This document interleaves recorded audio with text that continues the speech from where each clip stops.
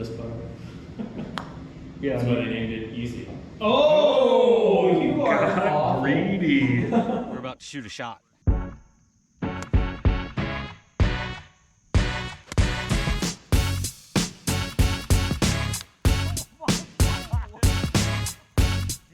All right, listeners, welcome to the very first ever Gripping Golf podcast product review.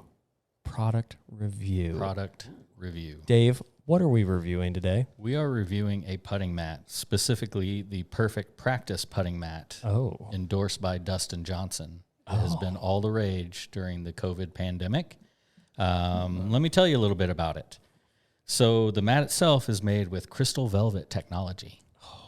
Wow. It is made... It's like buttery soft leather. Okay. Yes. Right. Very soft. It's guaranteed for a true and fast roll. Okay. The version that we practiced on was the standard version at 9 foot 6 inches long. Okay. It retails for $169.99 on their website.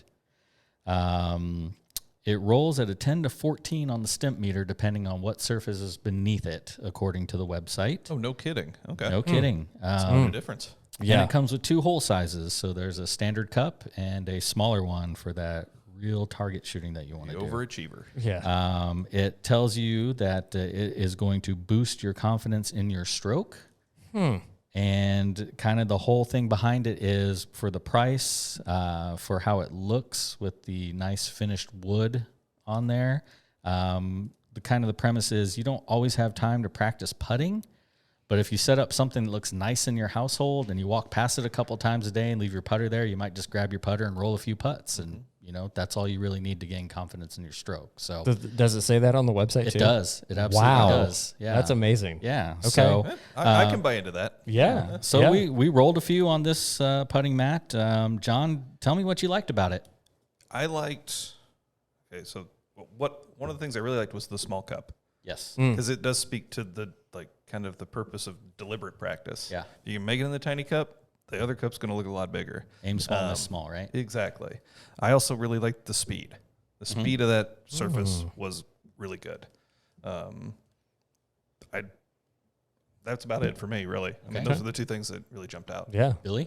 I would agree with you. I really liked the small hole. Yeah. I thought that was really something that was different between the 3 that we did try here. But I did like the small hole a lot.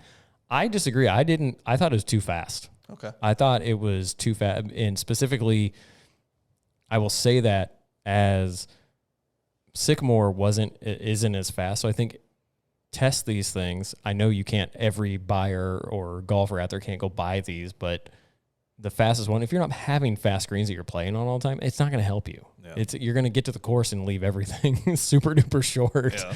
So I think that's a really good point to know. They roll 10 to 14 depending on the surface that is below it. And I felt like it was pretty darn fast when we used it. And so I thought the speed was just a little too much. Now, if I played on a course that had faster greens, I probably would like it. Yeah. So Did you like anything beyond the smaller cup? Or? I liked the fact that the ball came back. Except I think where we maybe had it positioned, it didn't come all the way back to you. Yeah. That is just a slight knock on them, but at the same time, I think that it was really nice that the ball did come back. It was a little loud because the thing is made of wood, and so I could see that maybe you're practicing them late at night, the kids have gone to sleep, the wife's gone to bed, and you're down there clunking around in the basement. It might be a little loud. Or that's a very good point. If you're on a conference call, and they've not called your name. Yeah, exactly. Clunk. What was that? Clunk. Oh, I thought I was on mute. Yeah. Right. No, but other than that, it looks nice. Like you could put it down in your office, in your basement, in your family room, and it wouldn't stand out. Aesthetics were nice. The aesthetics of it were nice, but I will say it at first when Dave brought it in and put it down, I kind of chuckled. Yeah. I mean, I got really? Like this is it? Yeah. But at the same time, yeah.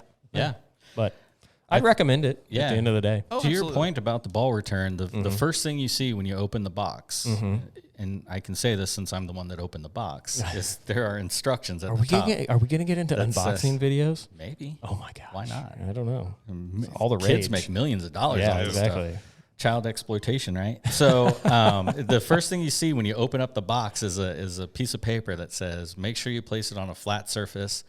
Do not place it on a surface where it's sloping away from you or the ball return won't work. Exactly. So, yeah. And that's why I'm assuming that that's probably what was going on where we were, but I will say that was frustrating to have. We were fighting gravity a little bit. Yeah. Yeah.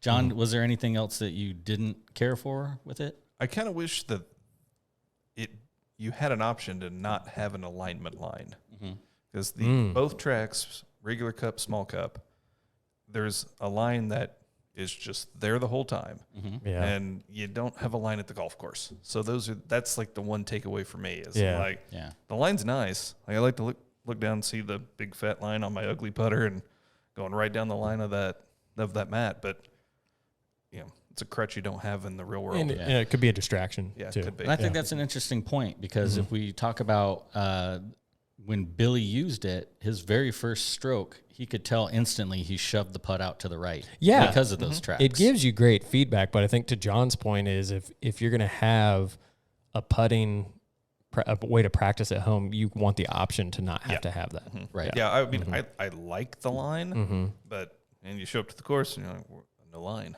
Yeah, and so it could be something good if you're like a really visual golfer. You can see that line under your putter and feel confident with that. But I can also see how it'd be a distraction. I think the lines were great. I do think instant feedback is really, really good. But at the same time, I think you have to be able to take that away and not use it as a crutch, as John's. For sure. Well, I'll go through my pros and cons real quick. I will say that the mat does roll extremely nicely. It is quick, and I don't mind that. I do like the setup with the ball return. It's magnetic, so the wood pieces click together. Oh, I didn't realize that. So it's super easy to do that, like way easier than a Thomas train set that you would get with your kids. Oh, okay. Also, good to know. From experience. Like putting the Legos together. Yes. Great comparison. The wood finish, I think, is very nicely done.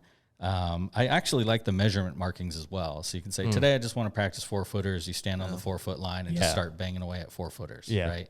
The cons, obviously it's going to be the price. It's $170 at retail. Kate, that is not what I paid. Disclaimer. My wife, that's not what I paid. I was able to find one at Sam's Club for significantly less. So do your due diligence, find it for a lower price.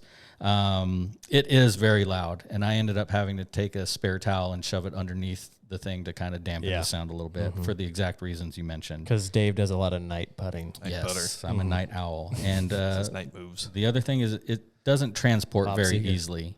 So it's hard to take it from place to place. Yeah. And then the last time I tried to transport it, the mat actually detached from the ramp itself. So I don't know if I just got something with bad glue. I had heard in the past that there were some issues with some quality assurance type things because they were trying to produce them so quickly. But just be aware that was something that did happen to me. Have you put it back? I've tentatively put it back. I'm going to get some carpet adhesive, the good upholsterer stuff, and try to glue it back on. Look at you, Mr. Handy.